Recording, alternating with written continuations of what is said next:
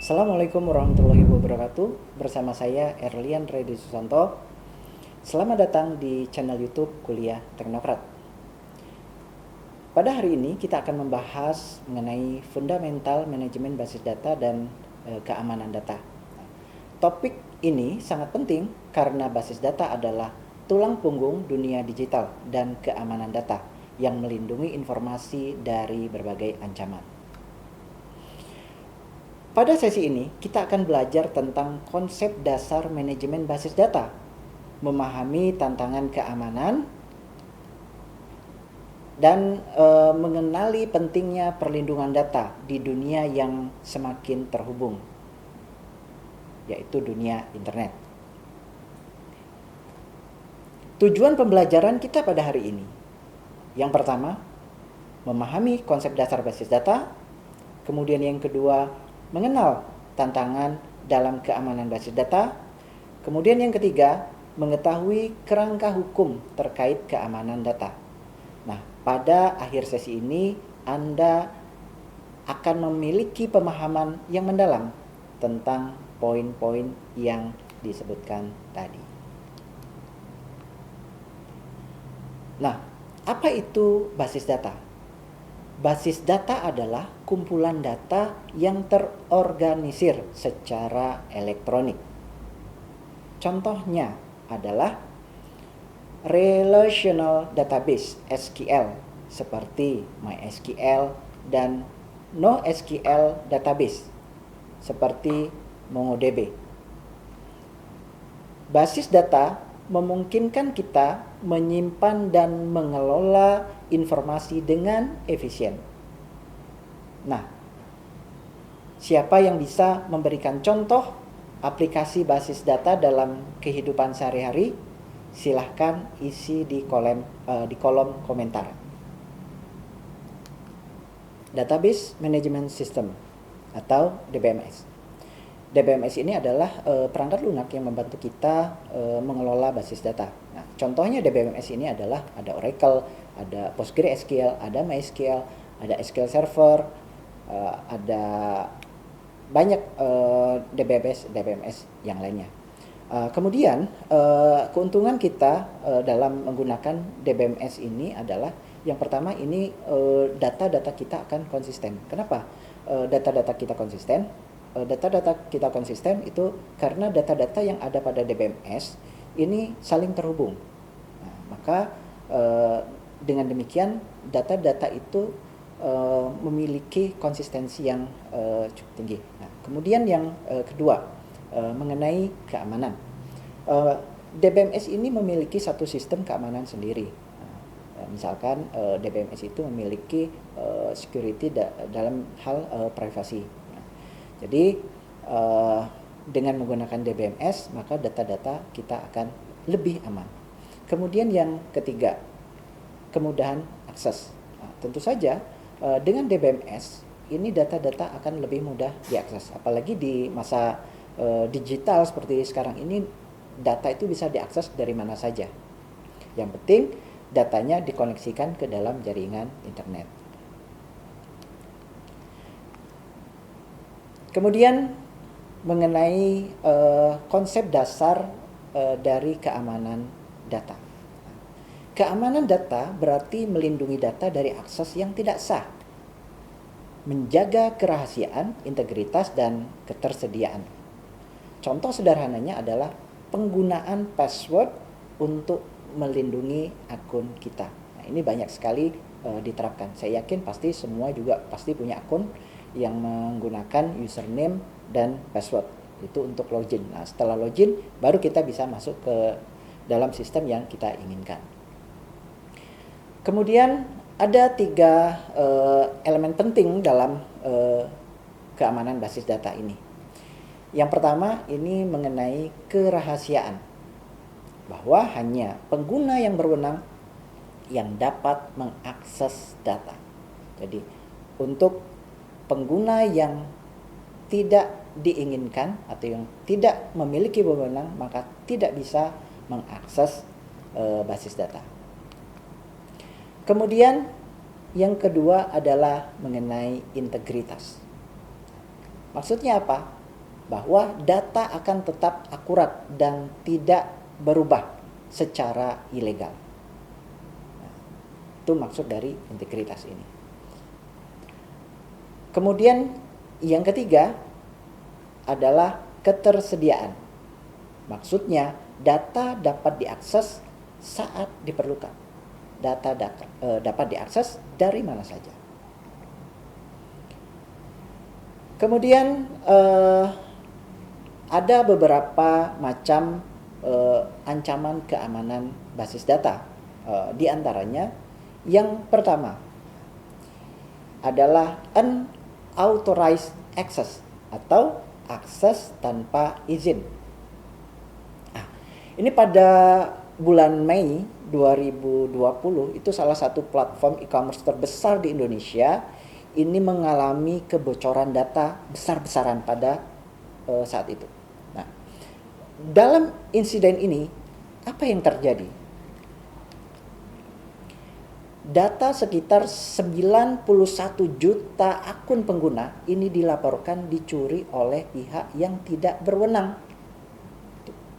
Kemudian informasi yang bocor termasuk nama pengguna, alamat, email, nomor telepon, hash password ini juga berhasil dicuri. Apa sih yang menyebabkannya?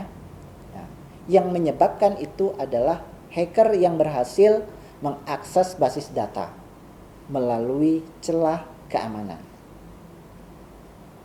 Kemungkinan besar sistem keamanan mereka itu tidak cukup kuat untuk menangkal serangan hacker ini. Nah, dampaknya apa? Dampaknya data pengguna diperdagangkan di forum-forum hacker seharga $5.000. Nah,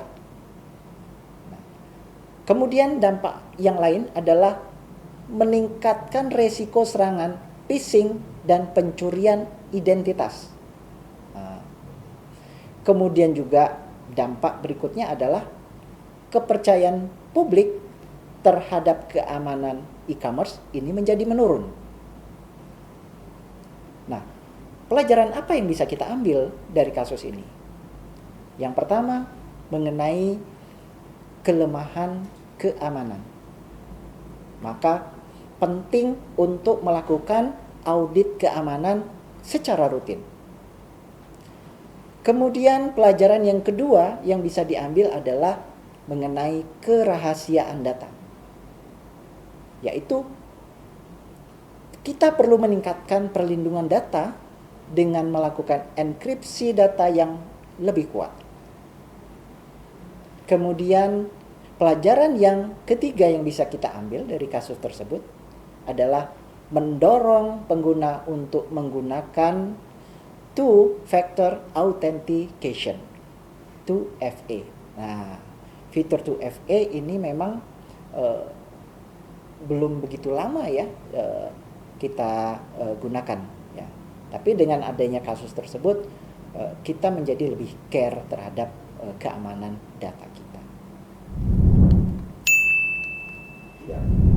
Ancaman berikutnya adalah SQL injection, yaitu satu teknik menyerang basis data dengan menyisipkan perintah SQL.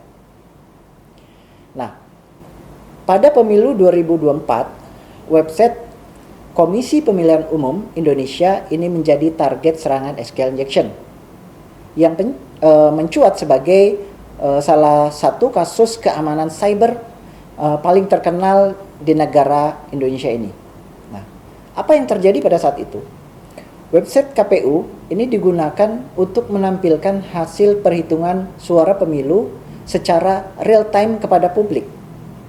Nah, pada saat itu seorang hacker itu berhasil memanfaatkan SQL injection untuk menyisipkan perintah SQL ke dalam basis data melalui form atau URL pada website KPU. Serangan ini memungkinkan hacker untuk mengakses dan memanipulasi data yang disimpan di dalam basis data tersebut. Kemudian, dampak serangannya adalah yang pertama adalah memanipulasi data. Sehingga data hasil perhitungan suara ini diubah dan dimanipulasi. Sehingga mengaburkan hasil yang seharusnya ditampilkan kepada publik. Kemudian dampak yang kedua mengenai kredibilitas KPU ini terganggu. Insiden ini menimbulkan kekhawatiran akan keakuratan perhitungan suara dan keandalan teknologi yang digunakan oleh KPU. Kemudian dampak yang ketiga adalah kesenjangan keamanan. Kasus ini mengungkap kelemahan mendasar dalam sistem keamanan teknologi informasi di institusi pemerintah Indonesia. Nah, kemudian apa sih yang menyebabkan serangan SQL injection ini terjadi? Yang pertama, ini mengenai kurangnya validasi input pada form atau parameter URL yang memungkinkan hacker menyisipkan kode SQL. Nah, kemudian penyebab yang kedua adalah tidak adanya mekanisme pencegahan seperti parameterized queries atau prepare statements pada aplikasi website KPU ini. Nah, apa pelajaran yang bisa kita ambil dari kasus serangan SQL injection ini? Nah, yang pertama ini mengenai validasi input. Semua data yang dimasukkan oleh pengguna ini harus divalidasi dengan ketat untuk mencegah terjadinya injeksi kode. Kemudian yang kedua, penggunaan prepared statement. Dengan menggunakan teknik mengikat data input secara eksplisit ke dalam query sehingga mencegah eksekusi kode berbahaya. Kemudian yang ketiga, meningkatkan awareness. Insiden ini menunjukkan pentingnya pelatihan keamanan siber bagi tim pengembang aplikasi web pemerintah. Kemudian pelajaran yang keempat adalah monitoring dan log.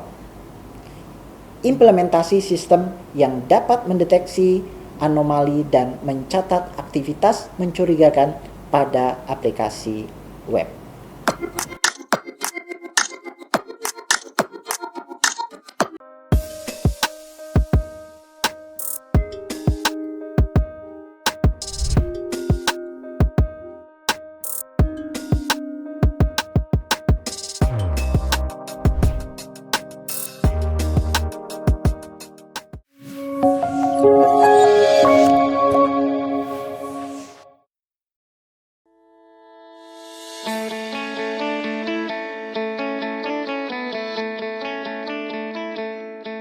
Lampung, the Treasures of Sumatra, is a province that becomes the gateway to the Sumatra Island.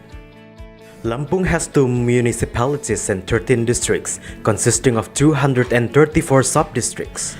The province, with an area of 35,587 km squares, owns millions of extraordinary natural beauty. Education in Lampung province is also highly considered and colored by the existence of Universitas Teknokrat Indonesia.